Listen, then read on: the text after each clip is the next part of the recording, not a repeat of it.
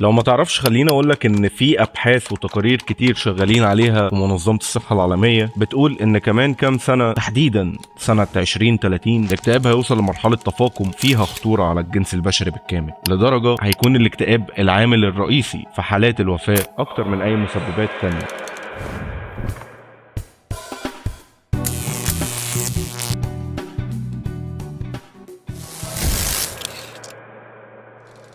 الطبيب النمساوي سيجموند فرويد بيقول ان فينسنت فان جوخ كان ممكن يعيش اطول لو نجح في الحب، وده بيرجع لمعاناته طول حياته لغياب الحب عنه، وانه اتعرض لرفض وفشل كتير في انه يلاقي رفيق ضرب يكون معاه، بمعنى حد يحتوي دماغه وافكاره من الوحده والاكتئاب. علشان كده في واحده من رسائل فينسنت لاخوه ثيو كتب لن اعيش بدون حب. ما تفهمش بقى ايه دخل الحب بالاكتئاب، وليه اساسا رسام وفنان قدير زي فينسنت يقرر ينهي حياته. المهم بدون مقدمات كتير، تعال نشوف ايه دخل الحب بالاكتئاب، خاصة في القرن ال21، وازاي الاكتئاب ممكن يكون مرض ناس كتير بتدعيه، وخلي بالك من بتدعيه بدون تشخيص صحيح. انا ادم، وده فيديو جديد من حوارات مع ادم.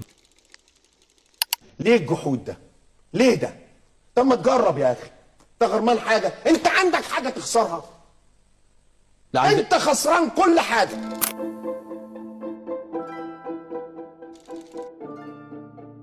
في البداية خليني أقول لك كام نقطة علشان أوضح وجهة نظري. الاكتئاب مرض شائع جدا منذ فجر البشرية، باختلاف مسمياته كانت عاملة ازاي وقتها، وبعد مرور سنين كتير ونقاشات وناس اتفلسفت من علماء وكلاف ومن باحثين، قدرنا نتوصل لأن الاكتئاب ده مرض عقلي مدمر، ممكن في أقصى حالاته يوصل الإنسان للموت. وأقرب طريقة لده هي زي ما عمل الرسام الشهير فينسنت فان جوخ. وهنا انا بسلط الضوء على كام حاجه كده، اهمهم هي كيفيه فهم النفس البشريه المعقده بالنسبه للناس العاديين. بمعنى ان الناس دلوقتي من السهل عليهم يقولوا والله الدنيا صعبه والحال صعب والامور مش بخير وكل حاجه في ناحيه واحنا في ناحيه، وفي النهايه احنا مش مستريحين. وهنا ده هيودينا لسؤال مهم جدا: هو انت مكتئب ولا مرفوض؟ ما تستغربش، الرفض عامل مؤثر وقوي جدا لاحساس الانسان بالاكتئاب، لان الرفض احيانا بيرمي الانسان في منطقه ضلمه ما فيهاش نور ولا امل تجاه اي خطوه حابب ياخدها في حياته، وده بيرجع لمدى تحمل الشخص ده المواقف كتير والظروف الحياتيه اللي بيتعرض لها بشكل شبه يومي. والحقيقه اللي يمكن ناس كتير بتتغافل عنها هي حقيقه ان الانسان ما هو الا طاقه. من الاخر لا يكلف الله نفسا الا وسعها، فما تحملش نفسك فوق طاقتها. تدبر كويس الأول وافهم انت فين بين الناس وعايز تكون مين بينهم، لأن ما ينفعش تكون غير مؤهل وتقول أنا أعرف أعمل أي حاجة. طب هو يعني إيه مؤهل ولا يعني إيه كفاءة أصلا؟ يعني ما ينفعش تكون شخص بلا لغة أو حرفة أو مهارة وتقول أنا عايز أشتغل في شركة مالتي ناشونال علشان الشكل الخارجي المادي، لأن في المثال السطحي اللي أنا بشرحه ده هتروح للرفض القاطع وأنت أصلا بتعمل السي في. يعني وأنت بتكتب السي في هتلاقي إن أنت أنا مين، هتلاقي إن أنت بلا أي مقومات لأي حاجة في الدنيا.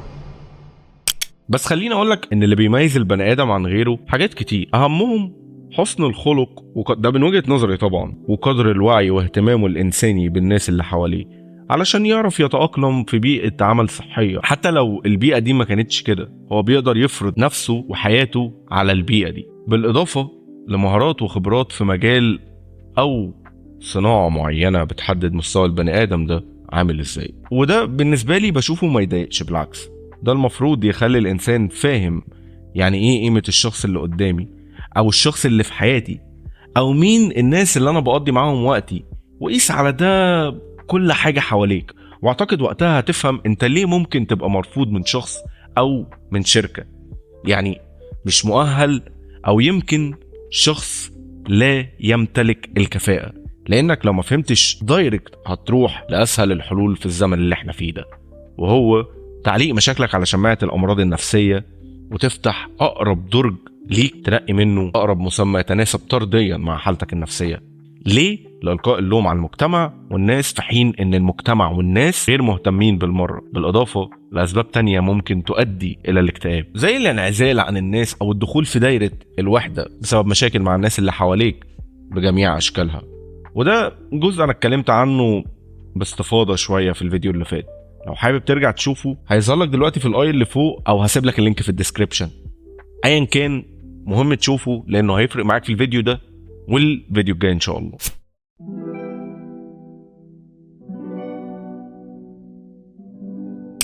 طيب ماشي، انت ما سألتش نفسك هو انت بتحب مين بالظبط؟ وايه دخل الحب في الاكتئاب؟ ايه اصلا علاقة الحب بالاكتئاب؟ طب هو اساسا ايه مفهوم الحب؟ الحب ده شعور سامي جدا بالنسبة للعلاقات، بداية من علاقتك بربك، مرورا باهلك واصحابك ودايرتك الاجتماعية والناس اللي بينك وبينهم شغل، الى الناس الاقل اهمية وهي الناس اللي بتقدم لك خدمات على مدار يومك. وتنويه بسيط، انا هنا ما اقصدش تقليل من الناس دي بوجه خاص، افهم انا اقصد ايه كويس، لان انت لو فكرت فيها هتلاقي ان احنا بشكل او باخر احنا بنخدم على بعض. المهم نرجع لموضوعنا، ان الحب عامل مؤثر جدا في تحديد شعور الانسان على مدار ال 24 ساعه بتوع يومه، مهما كان الشخص ده واصل لانهي مرحله من مراحل الثقه بالنفس.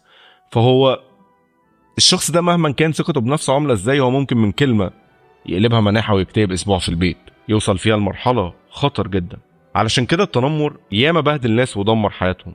في المقابل الكلمة الحلوة والطيبة لما بتيجي من حد غريب بتخلينا نحس براحة والطمأنينة، فما بالك لو جت من حد احنا بنحبه وبيننا وبينه علاقة. عشان كده فينسنت اكتئابه كان بسبب انغلاقه الذاتي جوه دماغه وعدم فهم حد من الناس اللي حواليه. يمكن ده جزء اتكلمت عنه برضو الفيديو اللي فات، مهم تشوف. الحب ممكن يسبب اكتئاب واكتئاب حاد كمان. هل سألت نفسك قبل كده انت قبل ما تراجع نفسك وتدور على حد ممكن تكون اذيته نفسيا علشان تحاول تصلح من ده وترضي نفسك شوية؟ جربت تقف قدام المراية تبص على نفسك اللي جالد ذاتها وهينها كل يوم بدون رحمة؟ حاولت تفهم انت ممكن تكون ازاي مقصر في حق نفسك، ولا انت مش لاقي وقت للكلام الفاضي ده؟ بكده اكون وصلت لنهاية الفيديو، واتمنى تكون الفكرة وصلت.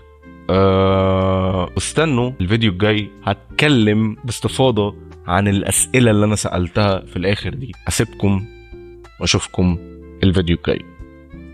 كان معكم آدم من حوارات مع آدم. سلام.